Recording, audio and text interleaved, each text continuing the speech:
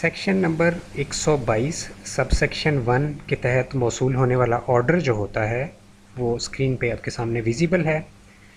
और section number 122 sub section 1 income tax ordinance 2001 का ये जो ऑर्डर होता है, ये 3 किस्म की आपकी जो असेसमेंट्स हैं उनको अमेंड करने का इख्तियार कमिश्नर इनकम टैक्स के पास होता है इस ऑर्डर के तहत।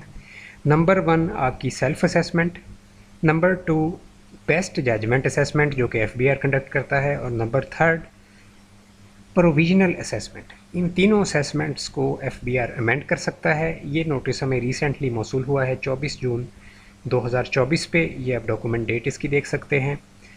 और इस नोटिस के बारे में आपको बताता चलो, ये टैक्स ईयर 2018 का नोटिस है। ठीक है जी। अच्छा, इस पे जिन लोगों को आगाही नहीं है वो मेरा जो सेक्शन है, सेक्शन पे मुकम्मल वीडियो मेरी मौजूद है सेक्शन नंबर 122 पे, वो देख सकते हैं। इस notice section number 122 sub section 1 का जो ऑर्डर होता है, इससे पहले जो लीगल रिक्वायरमेंट्स हैं वो उस सेक्शन के अंदर लिखी गई हैं, जो कि पूरी की गई हैं एफबीआर की जानिब से। इसमें हिस्ट्री जो है यहाँ पे बयान कर दी गई है। ये पर्सन एक बिज़नेस इंडिविजुअल थे, इन्होंने अपना रिटर्न खुद से फ़ाइल किया या किसी से करवाया, तो इनको 120 का जो ऑर्डर है सेल्फ असेसमेंट का वो मौसूल हुआ 2018 के टैक्स ईयर का।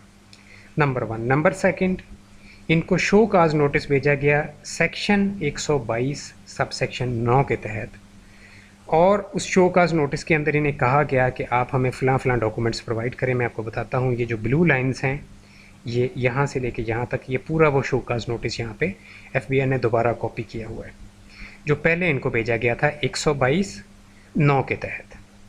तो इसके अंदर इन्होंने मेंशन किया एफबीआर ने कि आपने अपनी वेल्थ स्टेटमेंट में फॉरेन रेमिटेंस के अंदर 40 लाख रुपए की अमाउंट शो की थी, और आपने पीआरसी जो है वो साथ अटैच नहीं किया। ठीक है, पीआरसी प्रोसीड्स रियलाइजेशन सर्टिफिकेट साथ अटैच नहीं किया।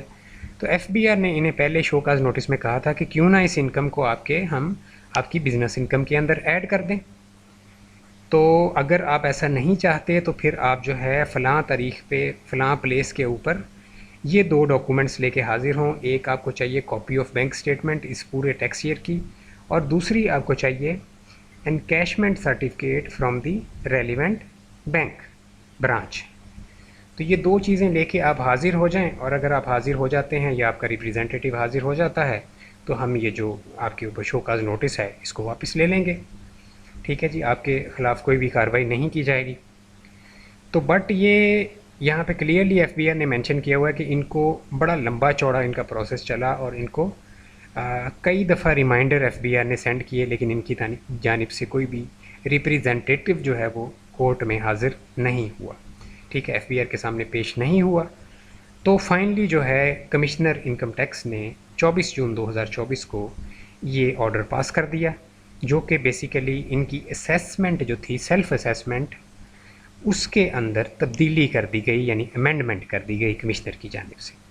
और उसमें तब्दीली क्या की गई, इनकम फ्रॉम बिज़नेस इनकी इतने करोड़ रुपए थी, और एडिशन अंडर सेक्शन 111। ठीक है, सेक्शन 111 पे भी आई थिंक मेरी वीडियो मौजूद है, आप देख सकते हैं डिटेल में उस पर बात है कि किस तरह से कौन सी इनकम किस खाते में जाती है। तो सेक्शन 11 के तहत अनएक्सप्लेन्ड इनकम और एसेट्स का ये सेक्शन है। तो इनकी ये जो 40 लाख की अमाउंट थी ये यहाँ पे इसमें जमा कर दी गई, और यहाँ पे टोटल अमेंडेड इनकम इनकी जो है वो कैलकुलेट कर दी गई। सेक्शन 11 के अंदर बताया गया है कि कौन कौन सी अनएक्सप्लेन्ड इनकम जो है वो बिज़नेस इनकम के अंदर ऐड होगी, और कौन कौन सी अनएक्सप्लेन्ड इनकम जो है वो अदर सोर्सेज के अंदर ऐड होगी। तो वहाँ पे मेंशन किया हुआ है उन्होंने। तो उसके मुताबिक ये डिसीजन बनाया जाता है कमिश्नर की जानिब से उस सेक्शन की रोशनी में। तो ये अब इनकम इनकी जब ऐड होगी तो डेफिनेटली एक्स्ट्रा टैक्स इनको अदा करना होगा, और मामलात इनका जो है वो डेफिनेटली अब तकरीबन अंजाम तक पहुंच गया है। एक एंड पे एफबीआर के एंड पे अगर मज़ीद ये इस पे कोई कार्रवाई चाहते हैं ये कर सकते हैं। ठीक है जी, बट यहाँ पे एफबीआर के एंड पे ये कंप्लीट हो गया। तो ये आप देख सकते हैं कि इसमें सेक्शन 122(9) के तहत आने वाले शो काज नोटिस मैंने शेयर किया था, काफ़ी लोगों ने पसंद किया। तो उसमें फिर फाइनल डिसीजन इस शक्ल में 122(1) के नोटिस की शक्ल में ये मौसूल हुआ है, और ये एक और साहिब हैं जिनका किस्सा मैंने आपको तमाम बयान किया है। ठीक है जी।